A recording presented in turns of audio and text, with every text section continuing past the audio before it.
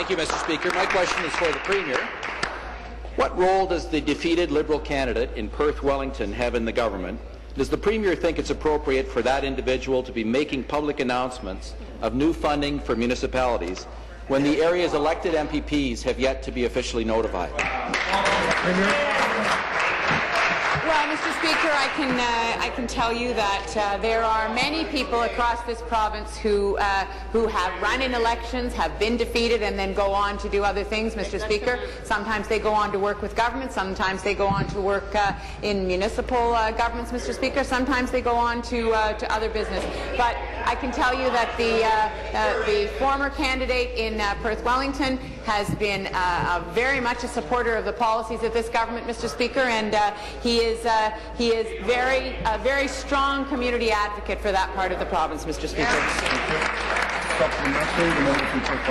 To the Premier, Speaker. Last week in a press release from the Perth-Wellington Liberal Association, the former candidate announced infrastructure money for local municipalities. The press release was misleading and inaccurate. It was a Liberal press release from the former Liberal candidate announcing public money.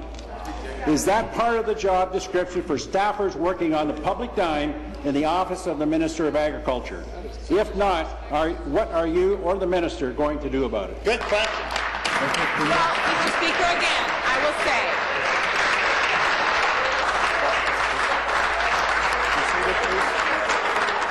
Be seated, please. Thank you. There are some things that happen in here that are totally inappropriate. Thank you. Premier. Speaker, I don't have any information on the specifics of a particular press release. But, Mr. Speaker, what I can say is that I am quite sure that if there was information about money flowing to a municipality, that the municipality had that information, and that anyone who wanted to talk about it could talk about it, Mr. Speaker, including the member for Perth-Wellington. Had he wanted to talk about infrastructure investment in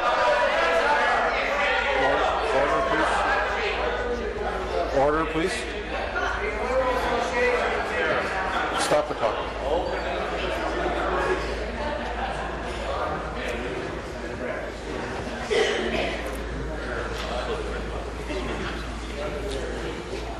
Wrap up, please. Speaker, I've just been handed a copy of the press release, which it says Ontario government invests over $1.3 million across Perth-Wellington.